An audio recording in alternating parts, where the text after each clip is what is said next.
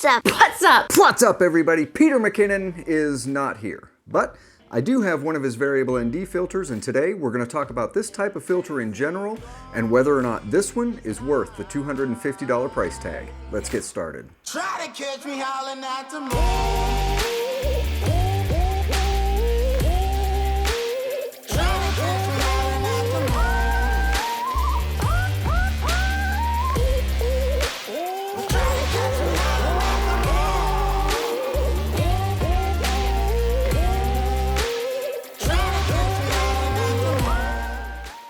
Larry here with Southern Exposure, information and inspiration for the amateur photographer.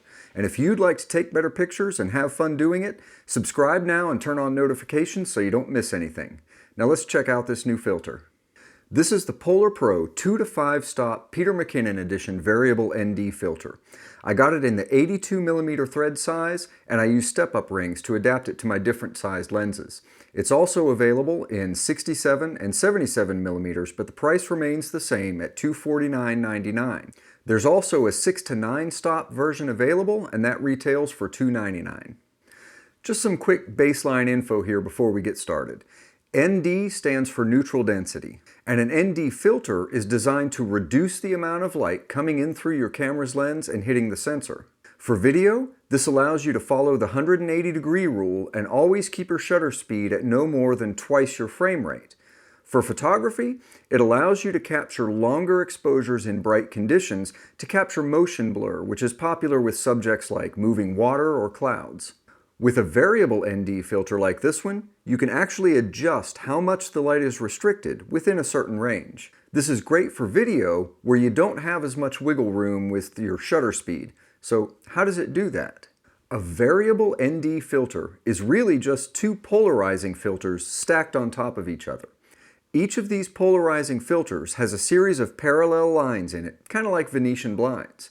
By rotating a circular polarizer, you can control the direction from which light can enter your lens. This can be used to eliminate glare on water or even give the sky a deeper blue appearance. By stacking two polarizing filters on top of each other and then rotating one of them, you change the angle that these parallel lines cross each other. This can control the amount of light that's coming in through your lens, but the drawback is that it often can result in a dark X pattern across your images. This is common with variable ND filters, and finally brings us directly to some thoughts on the Peter Mckinnon edition from Polar Pro. Now, I'm not usually too concerned with the packaging that a product comes in, but I have to say, the packaging of this filter is pretty impressive. It comes in a beautiful, sturdy box, and the elegance of the packaging just adds a little something to getting one of these filters. But that doesn't actually help us take better photos. So let's take a look at what's inside this package. You get the filter itself, a cleaning cloth, a very nice hard-sided case with magnetic closure, and a rubberized cap that can be used as a lens cap while the filter is on your camera. This was a nice touch. The movement of the adjustment ring is smooth with a slight amount of resistance that feels just about right to me. I've had this filter on and off my camera on various lenses about a dozen times now, and I haven't had any issues with cross-threading or getting the filter stuck, which can be an issue with some cheaper filters. While they may not be 100% accurate, there are clear markings on the side so you can see at a glance where you have the filter adjusted. And this filter has solid stops at both ends of travel. This is great for ease of use and also helps eliminate that dreaded X pattern that I mentioned earlier. Here are several shots taken with the filter at various settings. White balance was manually set to remain constant across all of the images, and all of these images are straight out of camera with no post-processing. Exposure was adjusted using shutter speed. This filter has very little color shift and produces a smooth, even effect across the image, with very little, if any, vignetting.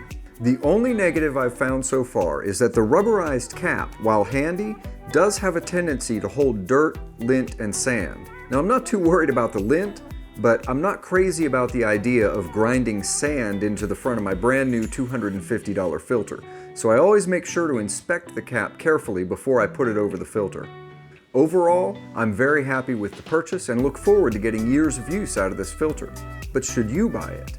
If you're a hybrid shooter doing photo and video, I definitely recommend this filter. This is not just a product riding on the name of a popular YouTuber. This is a quality piece of glass. If you only shoot photos, you might want to do a little research.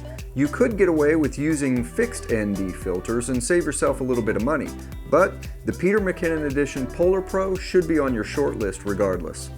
If you'd like to check out this filter on Amazon, there's a link in the description below. Before you go, leave a comment and share your experience with different filters. Then go out, take pictures, and have fun doing it. Thanks. I came from the mud. What's up, everybody? Peter Mckinnon here to show you cool, groovy camera stuff. Strong like a tree. Okay, that's all I have. There's roots where I stay.